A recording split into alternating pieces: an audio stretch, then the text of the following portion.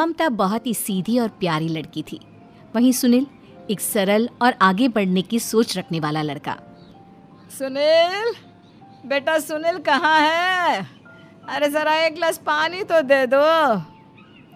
हाँ माँ, अभी आया। क्या माँ, पानी तेरे सर के पास ही तो रखा है। क्या हो गया है, तबीयत खराब है क्या? अरे नहीं नहीं, वो उठने का मन ही नहीं कर रहा था, तो देखा ही नहीं। वैसे क्या कर रहा है? यहाँ बैठ ना मेरे पास। माँ पढ़ रहा था। वो क्या ना, नौकरी में तो वक्त नहीं मिलता, अब ऑफिस से घर आकर ही तो वक्त मिलता है। अच्छा अच्छा ठीक है, पढ़ ले जा बेटा। सुनील पढ़ लिख कर और आगे बढ़ना चाहता था, लेकिन माँ की तबीयत खराब देखकर सोचता है कि शादी ही कर ले। कब तक माँ का ख्याल वो अकेले रख पाएगा? तो एक दिन, माँ ये ममता है, मैंने इससे शादी कर ली है। तुम्हारी तबीयत भी ठीक नहीं रहती, तो मैंने सोचा शादी कर लेता हूँ। घर संभालने वाली और तुम्हें संभालने वाली कोई आ जाएगी तो अच्छा रहेगा। माँ अचानक से सामने बहू देखकर हैरान रह जाती है। बेटा ये क्या बात होती है? न बैंड, न बाजा, न दहेज, न शगुन, ऐसे कैसे बहू आ गई? माँ तू तो जानती है, मैं नौकरी के साथ पढ़ाई कर रहा हूँ, तो कहाँ से इतना पैसा बचा पाता कि धूमधाम से शादी करता। वैसे भी माँ, लोग तो आकर खाकर निकल जाएंगे, इसलिए बस वैसे ही।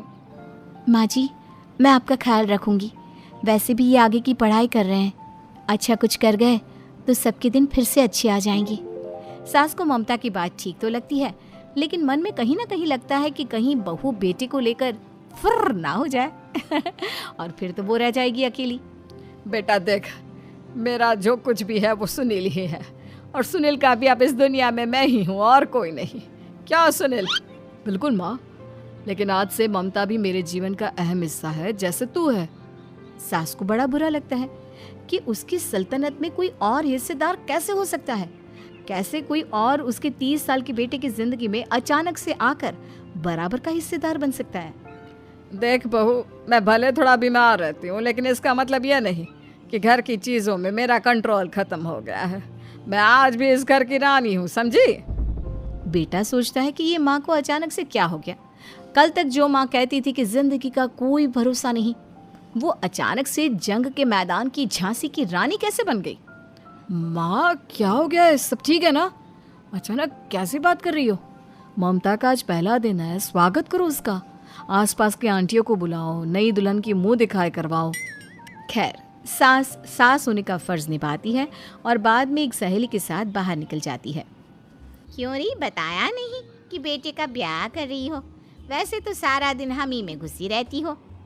अरे मुझे भी तो अभी पता चला, यूँ अचानक सर पर लेकर आ गया। कहता है बहू है माँ तुम्हारी, अब इसको भी इतना ही मैं प्यार करता हूँ जितना तुझे करता हूँ। लो जी, ये क्या बात हो गई?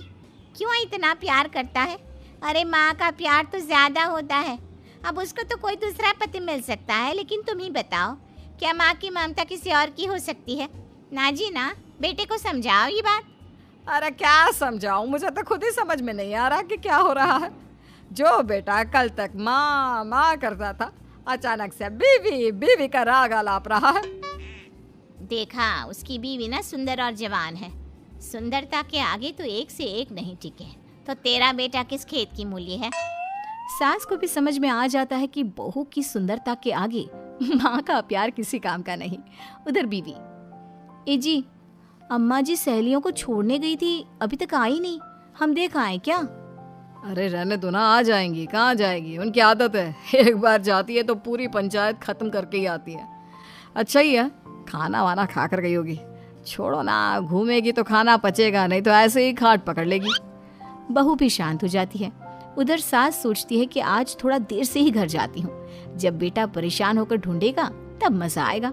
बीवी को खुद ही पता चल जाएगा कि माँ के आगे उसकी दाल नहीं गलेगी। लेकिन वहीं दूसरी ओर घर पर, ए जी, माँ जी अभी भी नहीं आई, हमको तो घबराहट हो रही है कि क्या करें, जाकर पता करें किसी के घर। अच्छा, कहाँ जाओगी ये भी बता दो। पहला दिन है तुम्हारा इस घर में और एक ही दिन में मोहल्ला छानोगी क्या? हाँ, तो आप भी तो नहीं जा रहे हैं ना, हमको फिक्र हो रही है। अरे यार, ये रोज का है अम्मा का, खाओ और सो जाओ। बस फिर क्या था। बेटा बहू खाना खाते हैं और कमरे में सोने चले जाते हैं। उधर जब सास को कोई देखने नहीं आता तो वह हार कर घर आ जाती है, जहाँ वो देखती है कि सारे घर की लाइट्स बंद है, सास को गुस्सा आता है। बहू, ममता बहू कहाँ हो? लेकिन सारे दिन की थकी बहू को ऐसी नींद आती है जैसे किसी ने भांग की गोली खिला दी हो। वो तो नहीं उठती। उठकर आ जाता है बेटा। क्या बात है अम्मा, काहे चिल्ला रही हो? अरे सो जाओ ना, सुबह की थकी है बहू, वो सो रही है। जोर से बोलोगी तो नींद खुल जाएगी उसकी। माँ को गुस्सा आ जाता है। फिलहाल तो सो जाती है, लेकिन मन ही मन ढेर सारा जहर बहू के लिए भरा होता है। सुबह बहू चाय बना रही होती है कि सास धीरे से गैस तेज कर देती है, जिससे चाय का बर्तन जल जाता है। और जैसे ही बहू चाय का बर्तन उठाती है, उसका हाथ जल जाता है। मेरा हाथ जल गया। वो जोर जोर से चिल्लाकर इधर उधर भागती है कि सास थोड़ी देर में उसके हाथ में पानी डाल देती है। हाय रे बहू, क्या कर रही हो? पहली बार रसोई छुई हो क्या? सासू माँ गलती से गैस तेज रह गई थी और बर्तन जल गया, जिससे मेरा हाथ जल गया। हाय रे, कितना गंदा दाग। छी छी छी छी, मुझे तो उल्टी आ रही है तेरा गला हुआ मांस देखकर। तू ना मुझे अभी साथ से खाना मत लगाना। बहू भी खुद का हाथ देखती है तो उसे भी रोना आ जाता है। कुछ दिनों के बाद सास की सहेली आती है। बहू चाय बनाकर लाती है। उसके जाने के बाद सहेली कहती है, बहू की सुंदरता ऐसी है कि कोई भी दीवाना हो जाए। वैसे तेरे बेटे का क्या हाल है? अरे वैसा ही है, बहू के पीछे लट्टू। क्या करूं, कुछ समझ में नहीं आ रहा। मैंने तो बहू के चेहरे पर दिवाली के पटाखे की चक्री फेंक दी, उसका पूरा चेहरा जल गया। अब देखो ना रही सुंदरता, और ना ही अब मेरा बेटा उसे पूछता है। अरे अब तो वो उसे छोड़कर दूसरी भी देखने को बोल गया है मुझे। बहू सारी बात सुन रही होती है। आंटी एक बात बताइए, क्या भरोसा है कि दूसरी सही आए और आपके अनुसार रहे? देखिए आंटी, मेरी सासू माँ को गलत बात सिखाने की जरूरत नहीं है। हमारा परिवार साथ में खुशी से रह रहा है। देख बहू, मेरी सहेली की बेइज्जती ना कर, वही अच्छा रहेगा तेरे लिए, समझी? बहू नहीं मानती है। वो बार बार उनकी सहेली को घर से निकल जाने को कहती है। तभी सास की सहेली पास के चूल्हे से लकड़ी लाकर बहू के चेहरे पर लगा देती है। बहू जोर जोर से रोने लगती है। अरे ये क्या कर दिया? मैंने कहाँ किया, ये तो तूने किया। तू ही नहीं चाहती थी कि बहू बेटे के साथ रहे, भला मैं क्यों करूंगी? मैं तो चली, निपटो अब। बहू रो रही होती है, दर्द से चिल्ला रही होती है, लेकिन सास उसे डॉक्टर के पास नहीं ले जाती। तभी पति आता है। क्या हो गया ममता? ये दाग कैसे लगा? तुम कैसे जली? ममता कुछ नहीं कहती, बस दर्द से करा रही होती है। पति माँ की तरफ देखता है। हो ना हो माँ, ये पक्का आपका काम है। आप ही ममता से जला करती थी ना। देखना माँ, अब पुलिस आएगी, केस बनेगा, लेकिन पहले मैं ममता को अस्पताल लेकर जा रहा हूँ। सभी अस्पताल जाते हैं, जहाँ डॉक्टर ममता की सास से कहते हैं, आपने तो नहीं जलाया ना बहू को?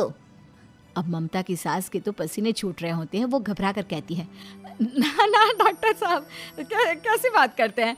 हम क्या जलाएंगे अपनी बहू को? डॉक्टर ममता के पति से पूछते हैं।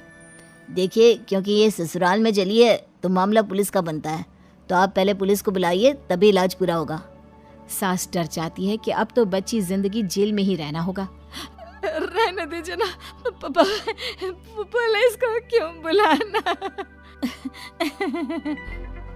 सारी हंसी खत्म हो जाएगी जब पुलिस के डंडे पड़ेंगे।